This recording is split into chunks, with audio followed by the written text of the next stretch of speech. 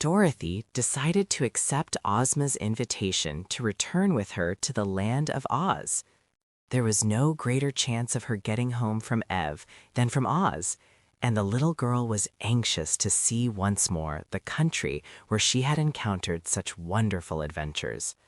By this time, Uncle Henry would have reached Australia in his ship and had probably given her up for lost, so he couldn't worry any more than he did if she stayed away from him a while longer. So she would go to Oz.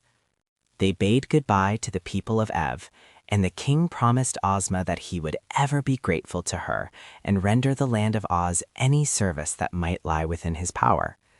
And then they approached the edge of the dangerous desert, and Ozma threw down the magic carpet, which at once unrolled far enough for all of them to walk upon it without being crowded. Tik-Tok, claiming to be Dorothy's faithful follower because he belonged to her, had been permitted to join the party, and before they started, the girl wound up his machinery as far as possible, and the copper man stepped off as briskly as any one of them. Ozma also invited Billina to visit the land of Oz, and the yellow hen was glad enough to go where new sights and scenes awaited her. They began the trip across the desert early in the morning, and as they stopped only long enough for Billina to lay her daily egg, before sunset they espied the green slopes and wooded hills of the beautiful land of Oz. They entered it in the Munchkin territory, and the king of the Munchkins met them at the border and welcomed Ozma with great respect, being very pleased by her safe return. For Ozma of Oz ruled the king of the Munchkins, the king of the Winkies, the king of the Quadlings, and the king of the Gillikins, just as those kings ruled their own people. And this supreme ruler of the land of Oz lived in a great town of her own, called the Emerald City, which was in the exact center of the 4 kingdoms of the land of Oz. The Munchkin King entertained them at their palace that night, and in the morning they set out for the Emerald City, traveling over a road of yellow brick that led straight to the jewel-studded gates. Everywhere the people turned out to greet their beloved Ozma and to hail joyfully the Scarecrow, the Tin Woodman, and the Cowardly Lion, who were popular favorites.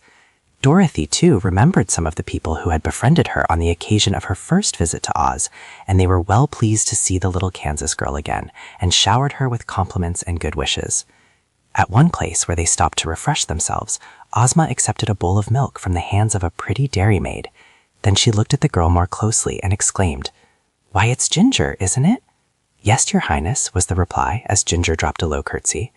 And Dorothy looked wonderingly at this lively-appearing person who had once assembled an army of women and driven a scarecrow from the throne of the Emerald City, and even fought a battle with the powerful army of Glinda the Sorceress.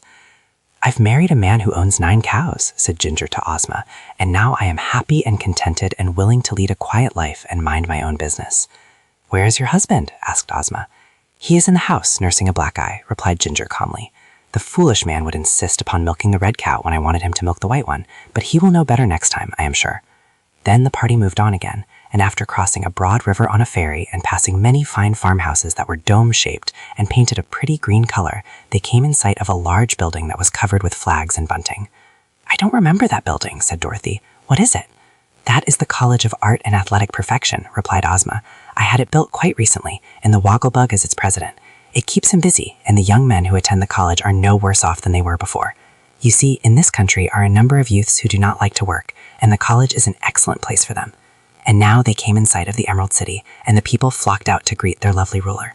There were several bands and many officers and officials of the realm, and a crowd of citizens in their holiday attire. Thus the beautiful Ozma was escorted by a brilliant procession to her royal city, and so great was the cheering that she was obliged to constantly bow to the right and left to acknowledge the greetings of her subjects. That evening, there was a grand reception in the royal palace, attended by the most important persons of Oz, and Jack Pumpkinhead, who was a little overripe but still active, read an address congratulating Ozma of Oz upon the success of her generous mission to rescue the royal family of a neighboring kingdom.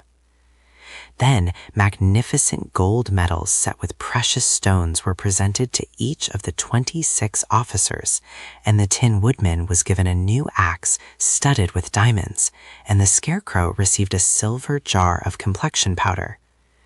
Dorothy was presented with a pretty coronet and made a Princess of Oz, and Tick-Tock received 2 bracelets set with 8 rows of very clear and sparkling emeralds.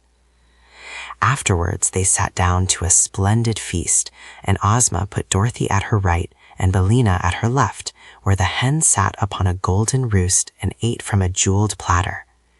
Then were placed the Scarecrow, the Tin Woodman, and Tick-Tock, with baskets of lovely flowers before them, because they did not require food. The 26 officers were at the lower end of the table, and the lion and the tiger also had seats, and were served on golden platters that held half a bushel at one time. The wealthiest and most important citizens of the Emerald City were proud to wait upon these famous adventurers, and they were assisted by a sprightly little maid named Jellia Jam, whom the Scarecrow pinched upon her rosy cheeks and seemed to know very well. During the feast, Ozma grew thoughtful, and suddenly she asked, "Where is the private?" "Oh, he is sweeping out the barracks," replied one of the generals, who was busy eating a leg of a turkey, "but I have ordered him a dish of bread and molasses to eat when his work is done." "Let him be sent for," said the girl ruler. While they waited for this command to be obeyed, she inquired, "Have we any other privates in the armies?" "Oh yes," replied the Tin Woodman. "I believe there are 3 altogether." The private now entered, saluting his officers and the royal Ozma very respectfully. "What is your name, my man?" asked the girl. "Ombi Ombi," answered the private. "Then, Ombi Ombi," said she, "I promote you to be Captain General of all the armies of my kingdom, and especially to be commander of my bodyguard at the royal palace." "It is very expensive to hold so many officers," said the private, hesitating. "I have no money with which to buy uniforms." "You shall be supplied from the royal treasury," said Ozma. Then the private was given a seat at the table, where the other officers welcomed him cordially, and the feasting and merriment were resumed. Suddenly, Jellia Jam exclaimed, "There is nothing more to eat. The hungry tiger has consumed everything." "But that is not the worst of it," declared the tiger mournfully. "Somewhere or somehow I've actually lost my appetite."